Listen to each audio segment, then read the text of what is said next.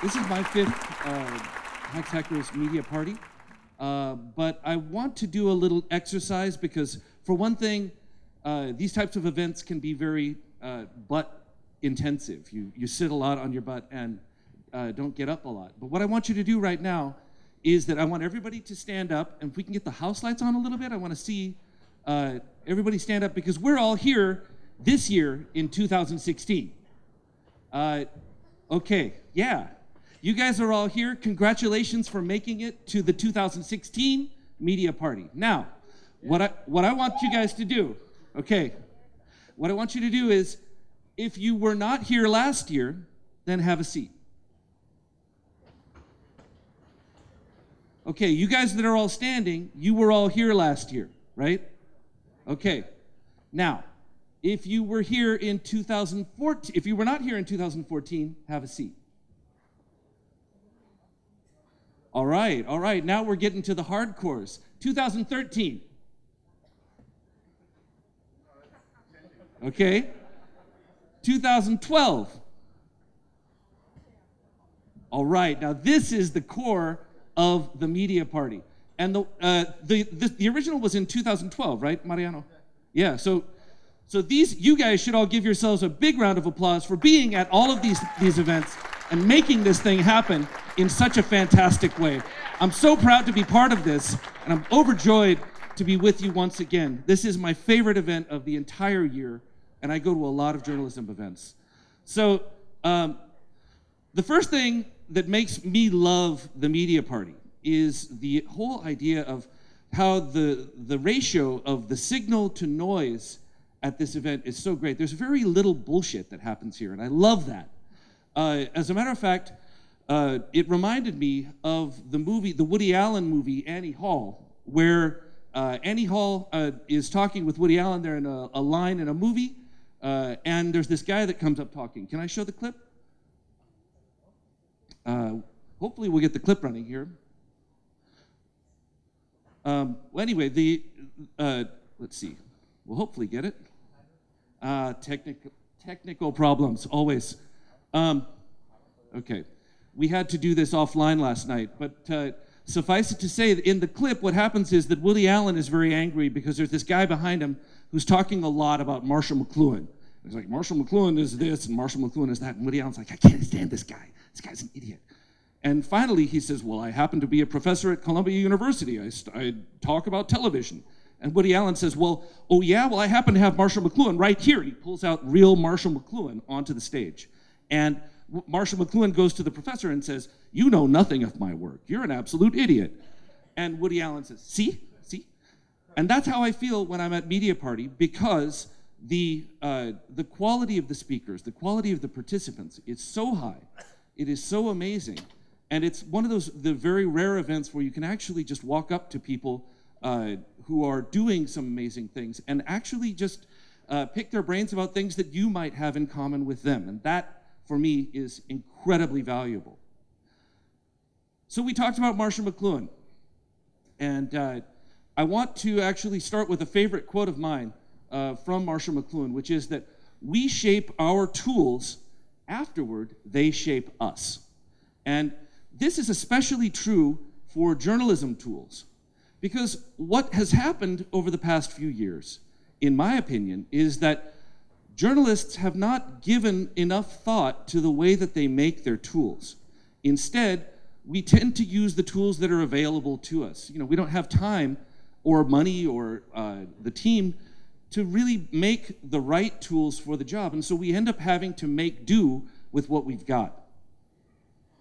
But the problem is that newsrooms are especially unique institutions historically. It's not just workflow. It's not just institutional memory. It's not just being able to produce content on a repeated basis. All of these things come together, and we know this. When you walk into a newsroom, you know what it feels like. And that feeling of being in a newsroom is an especially unique thing, and it's something that, in my opinion, is often lost when technology companies start to make tools that they think are going to do the job for you. Generally, they don't. Now, this is just an example, right? And I don't mean to pick on WordPress. This is my own WordPress instance from WordPress.com. But the thing is that the experience, and you can ask any journalist what they, whether they love their CMS, and every journalist will say no. And the reason is because it reminds you of filling out your goddammit taxes, right? It's a very painful experience. You have all of these different forms that you have to fill out to prepare your content. And it doesn't have to be that way. What we've been trying to say is, instead, let's make some tools that really come from a deep understanding of what a newsroom is and what it can be. But our solution as well is an important one, because I want to actually tie into what Lauren from Vox was saying yesterday about being able to have these amazing newsroom systems in place that allow you to be as flexible as possible on as many channels as possible. I could not agree with her more. As a matter of fact, I'm really glad that she mentioned all those things, because it's great to hear that. We've been saying something similar for quite some time. And the difference is that while organizations that are funded by venture capital have a lot of resources to do that, the reality for a lot of organizations in the news business is that they do not. And so our solution in this way has been to share. Share what you've got. Share your knowledge, share your experience, share your code. In other words, open source all the things. Make your work transparent, make it visible, make it shareable. And that for us has been the guiding principle behind the types of tools that we've made at my organization, Sourcefabric. This is Sourcefabric. We are 70 people in 5 countries. Our headquarters are in Prague, in the Czech Republic. We have a big office in Berlin, an office in Toronto, in Cluj, Romania, in Belgrade, Serbia, and then a lot of other people spread all over the world.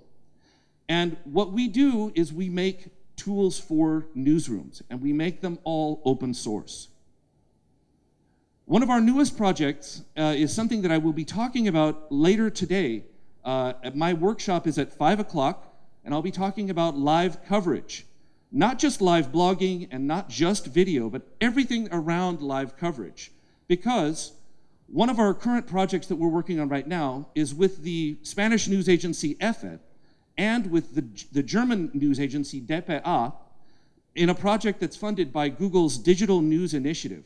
And what we're working on specifically is a way of expanding the definition of what makes up live coverage, but also to create a real ecosystem of people who are able to do live coverage and of clients who are able to consume or to buy that work. So we'll talk about that at 5 o'clock. This is a brand new screenshot from an implementation that we have underway right now. This is from the Norwegian press agency NTB, the Norsk Telegrafisk Bureau, I think is how you pronounce it. Anyway, what you're seeing right here is our flagship product. This is a thing called Superdesk. And Superdesk is designed to be the digital twin of a real-life newsroom.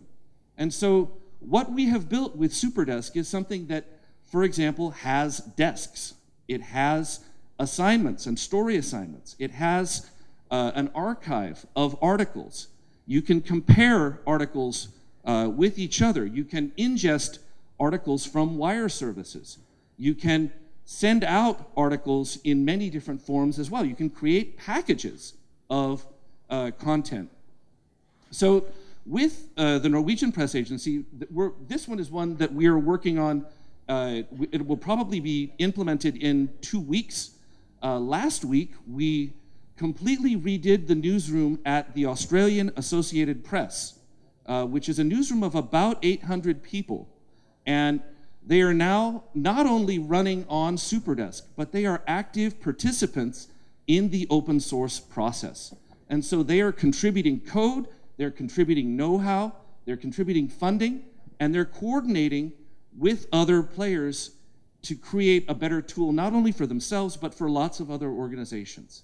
And so in this way, we've been able to work with them to explain to them how the open source process works, and now they're into it, and they're getting evangelical about that. And this is something that the Norwegians are getting into too. Here's another picture from Superdesk. this is some of the searching that you can do to be able to look at all of the different articles that have been written or that are in the organization's archives. Because sometimes you want to be able to see what's been said about something in the past, and compare that, and add it to your own article.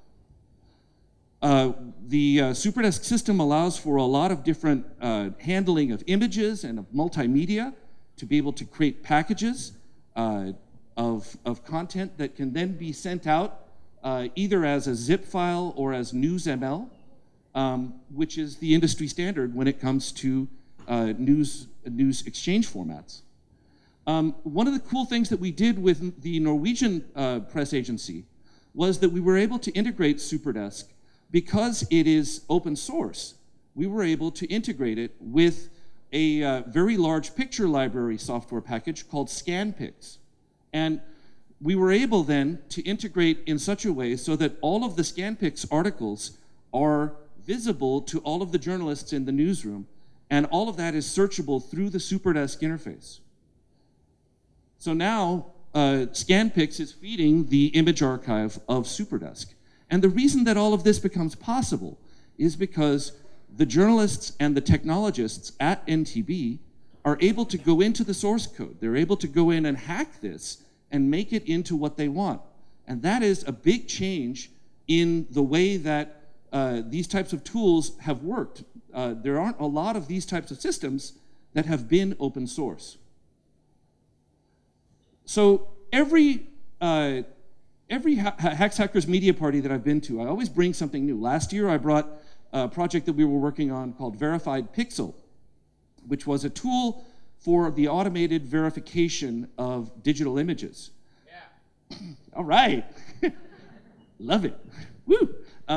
This year what I wanted to present was something that's, I think, probably going to be fundamentally important for a lot of different news organizations. It is that Superdesk has an API, a content API, which will allow you to output different articles. But what we've been able to do now is to create a plugin for WordPress.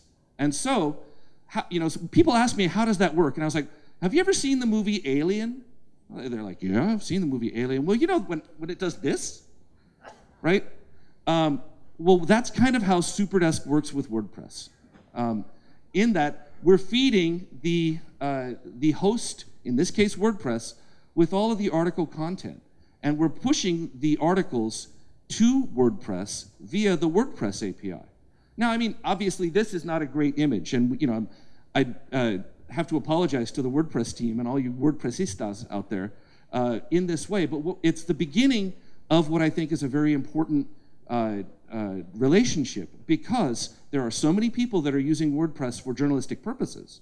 But also, what's happening is that WordPress does so many wonderful things, but what it does not do very well is that sort of tax form user interface, which is why a lot of journalists will skip the whole input process as much as they can. They'll write their articles in Word or maybe in Google Docs if they're feeling progressive, and they coordinate with Slack.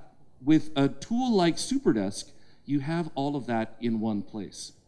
And so let me, I was going to show the live stuff, but it looks like the connection is kind of weird today. So I'll show you some screenshots, 2 screenshots of this happening. This was an article that was ingested into Superdesk. In this case, it was ingested via RSS.